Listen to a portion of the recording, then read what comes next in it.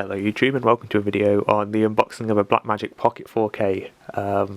So let's just get started because I've been waiting a long time to get into this. Blackmagic Pocket Cinema 4K. I don't know whether I'm in focus. I do everything manual focus anyway. Everything is manual focus. So what do you have? So Blackmagic RAW, ProRes, SD cards, CFast cards, and you can also plug in a USB-C SSD into it. So Blackmagic 4K, you know all the stuff. If you're buying one, you already know. Telling you that it uses an MFT mount, which is micro four thirds, but you can get adapters for like for anything really, like EF or M42.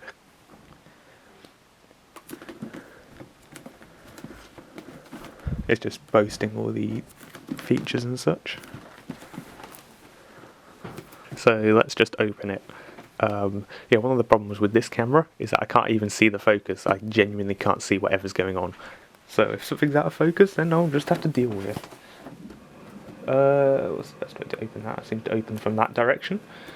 So I need to get close enough to be able to see what I'm doing.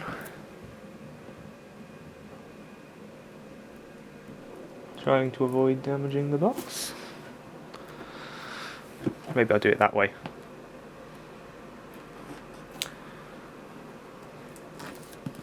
There we are, that's the first seal done.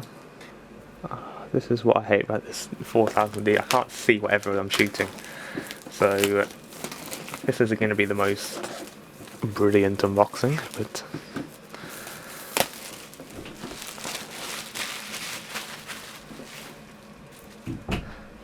there we are. I'm hoping there's no, it doesn't seem like there's any extra bits and bobs. I don't want to break this box, so let's take this out. Not the most easy box to get into. There we are. So, what do we get with it? We get a welcome card. And what does this say? Getting started, thank you. Download instruction manual. Lead the creative video revolution. Yes, please. Blackmagic design, just a little. Oh, you can, the camera you just spent a bunch of money on, you can pimp it out with an epic sticker. Yes. It's like the Apple stickers, except for infinitely less cool. DaVinci Resolve Studio. So this comes with, I believe, a little SD card. Right there. Does it actually have it on? So that'd be cool. Oh, that's just, yeah, that has the software, and that's awesome. I wonder whether you could format that and use it as an SD card. And then you've got an activation card there, so I'm not going to show you that one, because I want it myself. I will be switching to DaVinci Resolve just for Blackmagic RAW. Okay, so what else does this come with? Comes with a power adapter, which you're going to need, and it has replaceable ends, so that's great. That's what we need. It comes with a battery. I very seriously doubt that it'll come with a battery charger, but I believe you can charge it through the camera. If it comes with one, then even better, but I don't think it will. There we are, and those are your heads for your adapters. So you have the British plug, the ultimate only plug that we need in life. I'm just going to put that back in.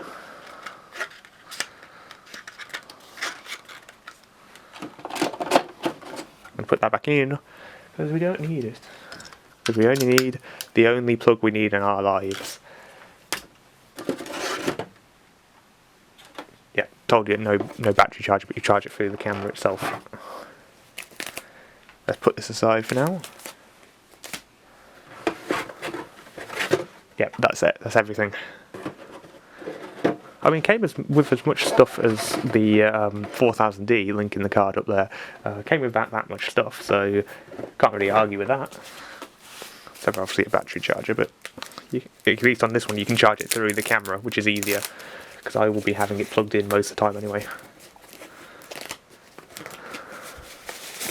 Oh yes! So this is the Blackmagic Pocket Cinema Camera 4K. Jesus, that screen's big. That's a beefy boy, that is. Oh geez, that's good. You've obviously seen all the videos on the internet. If you're looking at this video and just want to see what it comes with, then obviously, and what you need to buy, then, there we are. So, now let's see what else you need when you buy this. I have this little box. Now, I've ordered the Viltrox, but it's not going to come yet, so this thing will have to do. It's literally just a lens adapter. All this you can find in the link in the description, but yeah. So, what I am seriously hoping is if this fits on there. Let's do that. So you've got a Micro Four Thirds sensor on that. And then if this goes into there. I'm scared to do anything on this. I'm going to have to look at this in detail.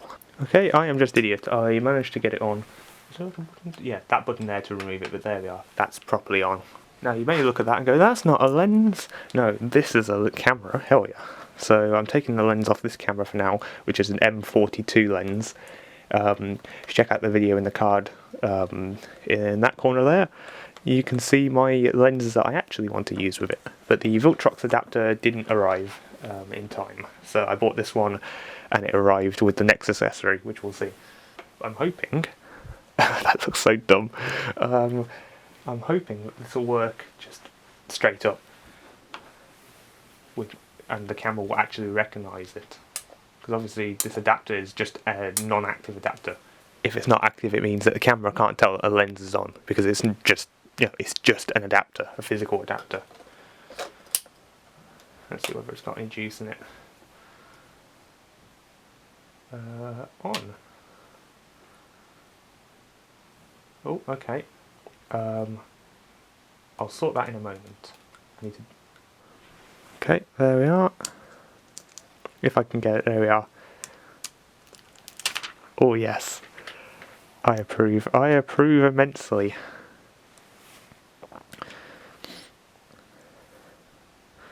Oh, but you saw something on the screen then. I can feel the wind coming out of it, the fan. I might have to change the camera settings. Select language, I'm hoping that's in focus.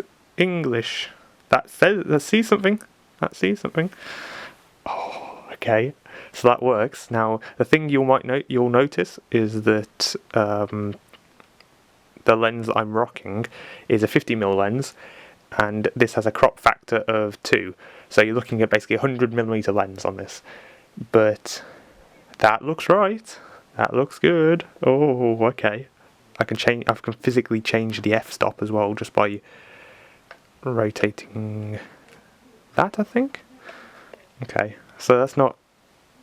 Oh, that's sharp. That is sharp. Oh, okay, I have to mess around with that. That's good. Oh, okay. Oh, that's good, that is. There's obviously one more accessory that we need, which is the Samsung T5.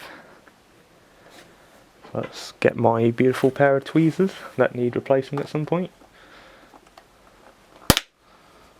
Oh, okay. Fair enough. I don't care about this box as much. It's just obviously the camera box that I care about.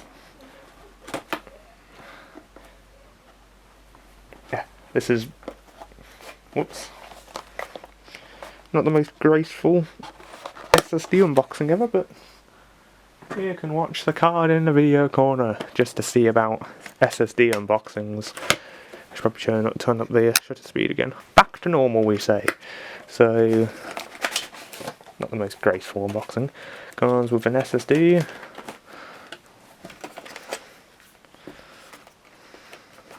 Anything else? Well, it comes with stuff in the back. Is how you get to the back. Does that like pop out? Great. As I said, not the most graceful SSD unboxing, but... Oh, USB to USB-C. USB-A to USB-C. You could tell when a company cares where they bundle both cables in. This is how people should treat SSDs. But there we are. So that's a USB-C connection on the end. So what you do with this is you plug this and this cable, so USB-C to USB-C, you plug this into the camera and then you just duct tape that on top. And then you've got 500 gigabytes of storage that you can record on. So That was a very rough unboxing, but you know what? I'm going to leave it at that, and we will return after the break with our next unboxing. So what I'm waiting on is I'm waiting on the Viltrox adapter and the camera cage and that sort of stuff. So those are the two things I really need to properly get using this camera. You can see the crop on that sensor is quite big, because it's 50 times by a crop factor of 2 because of the MFT lens, or the MFT mount. So you're looking at about 100mm, which I can barely film at 50, let alone 100. So, but it means I get to mess around with it before the next video. So jump forward to future me. So in addition to obviously that lens, I have ordered a 28mm vintage lens. Now I'm not going to bother putting it on the camera here. I know it works. I've been messing around with it. The reason I ordered this one is it's less zoomed out than that 50mm. Since this camera has a crop factor of 2, you're taking 50mm times by 2, which is 100. So this one, 28, yeah, 56 basically, 56mm. So that's why I ordered that one, just so I had it. But that's not what we care about here. We care about this lens. Now this is a Canon Ef lens, but how do we put that on if there's no adapter? Well, heralding from eBay and taking for ages to arrive because of a pandemic, Viltrox, the Viltrox adapter. So I've already actually checked that this works, so it's just getting it out and going through it. So what do you get? You get a manual that says some bullshit. You get the adapter itself, which we'll go through in a minute. Oh, you get some silica gel, hell yeah. What more could you want in life? Silica gel. So, the adapter itself. So how they want you to do it, according to the manual, is you grab your lens, like this, undo the bottom, take the top bit off here, you mash them together, like that.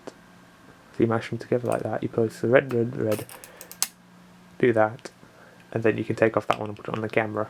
So our camera, we go boop, rotate that off,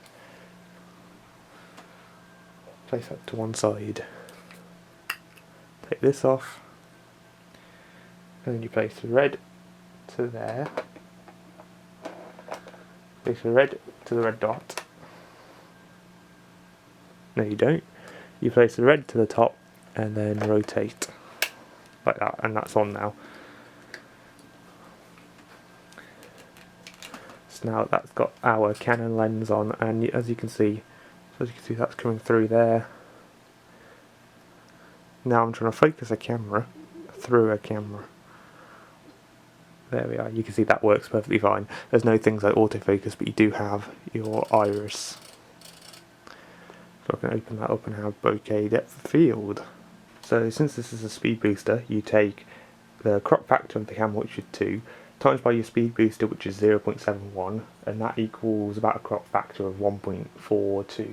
And that 1.42, you multiply that by your lens, so 50mm times by 1.42 is 71, so that's a 71mm lens on this when you're using the speed booster, which is still obviously, you know, more than 50mm, but it's better than what it was before on a 1.6 crop on this camera.